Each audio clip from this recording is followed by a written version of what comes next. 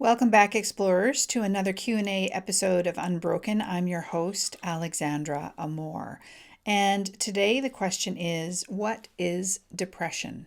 And I thought I would explore this. It's going to sound like initially that it doesn't really have anything to do with resolving an unwanted habit, but the two really are tied together, and I'll bring that together toward the end of the episode.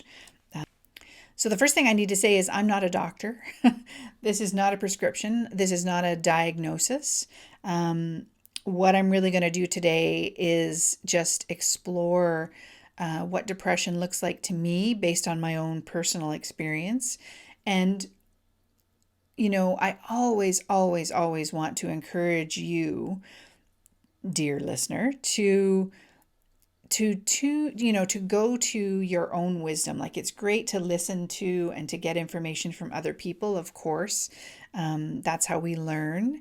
And then I always feel like the second step should be that we bring that home to ourselves and see how it fits with us, and see how it fits based on our own experience, and explore it with the aid of our own personal wisdom, and find out if what you're hearing is true for you or not. It might be completely different.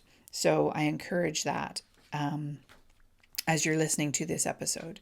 And then the second thing I want to say before we jump in is just that I'm talking about depression specifically, not about sadness or grief, which I experience as being very different from depression. So that's just something to keep in mind.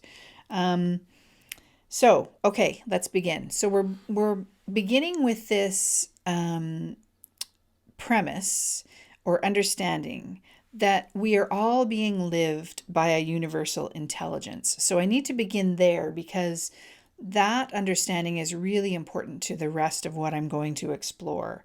So the same way the planets are being spun, and the grass is being grown and the flowers are being bloomed, that same universal intelligence or energy is flowing through all of us.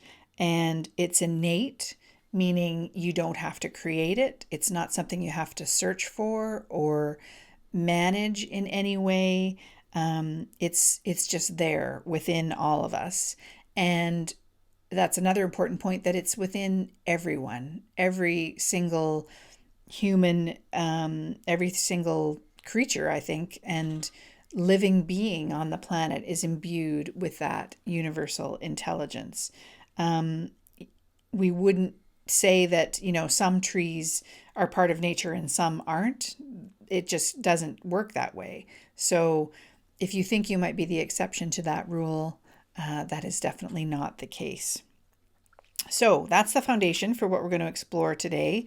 And what that really looks like is that we are whole and well always, that it is wellness that is the innate essence of who we are. So even when we're ill, even when there's illness within our bodies, we are still innately whole, no matter what's going on with us physically. So given that, very often though, depression can feel like a problem, as though something has gone wrong with us, as though there's sort of sand in our gas tank, that there's something that's broken there that needs to be fixed, especially I think when people struggle with depression chronically. So what I just want to explore today then is, what if, though, depression is also part of the innate universal intelligence that is living through all of us? So that's what we're going to talk about today. And so I'm going to share a little bit of my personal experience now. And I'm going to do that because that's going to shine a light on what I see to be true about depression. And of course, I feel like if I hadn't experienced depression, I wouldn't be able to talk about this. There's not, I always feel like I need to experience something personally in order to reflect on it and see if there's any fresh thinking there about it. So, for example, I've never been a mother, I've never given birth, so I would never presume to speak very specifically about the experience of childbirth. But this depression is something I can speak to because I have experienced it and I really reflected on what was happening as it was happening because I was already learning about the three principles understanding. So I experienced my first really serious bout of depression. I think it was in 2021, and I've never experienced depression before this.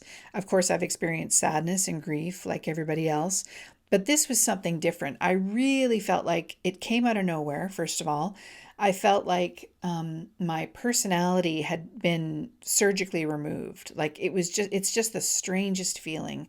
I just didn't care about anything. Um, my baseline of emotions was sort of, if it was normally like, I'm holding my hands up if you're watching on YouTube, but if you're not, you'll just have to bear with me. Um, my baseline of emotions was sort of normally at a 7 or 8, and it just dropped down to about a 1 or a 2. I just wasn't interested in anything, didn't care about anything. Like I say, it's this really interesting feeling of just that my entire personality had been removed. And so I really just had to grind through every day, doing my best to make sure I, did the things to kind of keep my life on the rails. But it certainly was very effortful while that was going on, and really just not a whole lot of fun. And what I likened it to at the time was, I'm not a sailor, but I know I've read books where sailors talk about you can get into a situation when you're sailing across a large body of water, like the Pacific Ocean, that's called the doldrums. And it's really just, and it's also called being becalmed. And the sailboat will just get into this place where there's absolutely no wind. And of course, the Pacific Ocean is so huge. I'm thinking of a specific book I read years ago, that you can't turn on your engine because you'll just run out of gas before you get to wherever you're going, Hawaii or whatever. And you really just have to ride it out. And so the boat is just essentially sitting there on the water and not moving at all except for the little bit of drift that the current is providing. And you're really at the mercy of the wind and the weather at that point. You just have to, the sailors, I gather, just have to ride it out and let it happen. And then eventually it will change, of course, like everything does. So this first bout of depression that I experienced lasted, I want to say, and I didn't track it exactly, but I want to say for about 3 or 4 months. And one of the things that was really challenging about it was hard to not uh, fight it or resist it. There was a lot of chatter in my head about how much I disliked what was happening. And, some days it was easy to fall into listening to that and really um, paying attention to it and believing it, really kind of being attached to that thinking.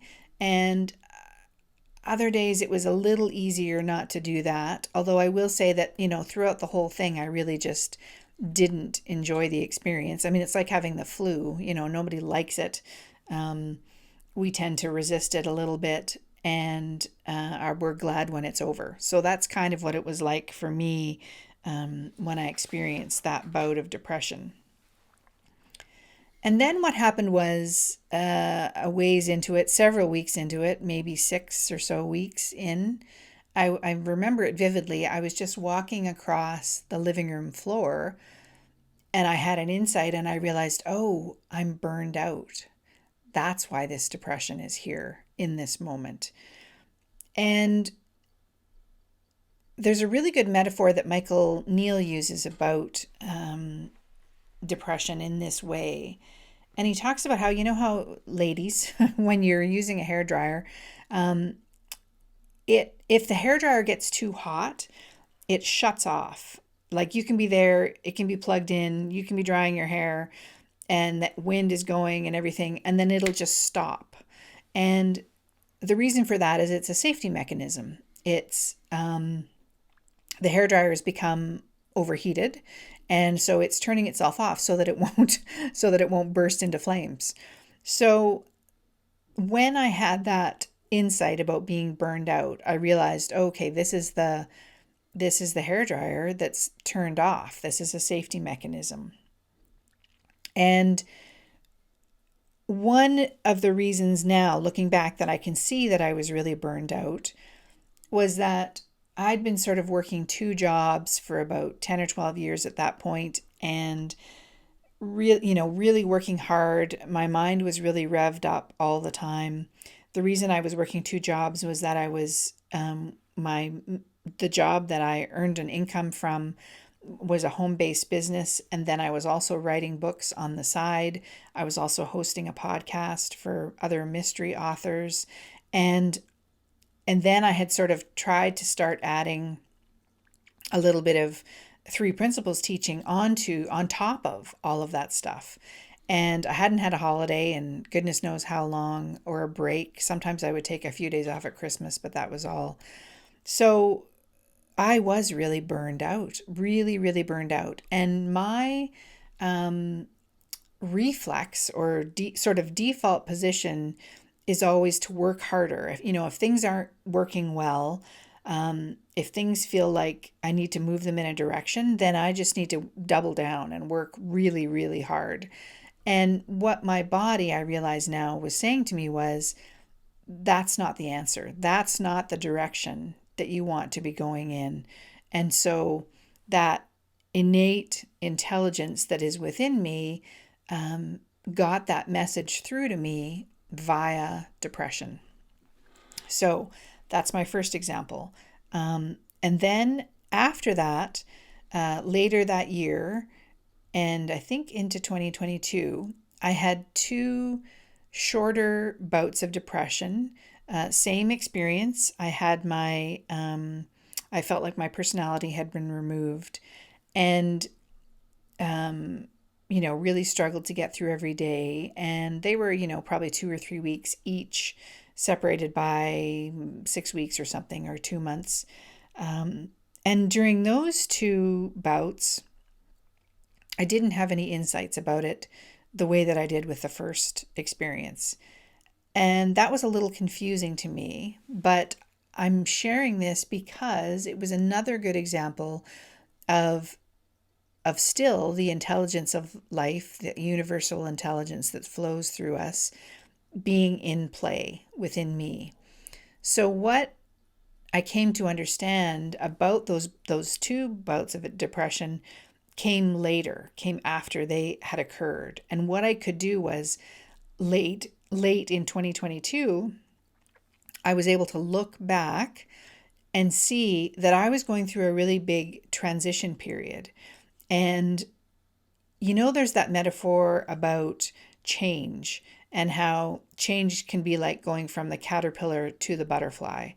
And when a caterpillar goes into its cocoon, it doesn't just sort of reform as a butterfly.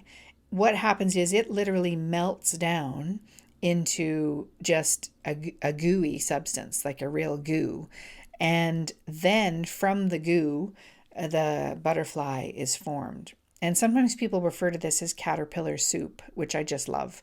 So looking back, what I realized was afterwards, that's what was happening. I was caterpillar soup, and was just going through a big change, a big transition. I wasn't even consciously aware of what that change would be, but it did show up later. And so, again, I just want to point to the fact that those two bouts of depression, they weren't a mistake. They weren't something that was broken about me at all. They were intelligence at play. And again, I didn't like them. In fact, I really, really didn't like them. They were very unpleasant, and I did at times feel like there must be something wrong.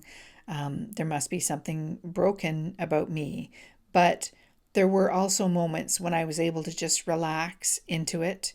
Again, just like having the flu, um, the suffering that we create within ourselves, usually most of it tends to happen because we're resisting what's happening. And so I tried to do that as little as possible. I tried to resist what was going on and not beat myself up about it or get really down on myself. Those kinds of things. Just tried to be with what was happening. Yeah, without being really hard on myself. So that's one thing that's important to remember, that our suffering is so often caused by our resistance to whatever's going on. And then the second thing that I really reflected on about these two periods of, or three, I guess, periods of depression, is that everything is temporary. Everything always is temporary. Nothing lasts forever.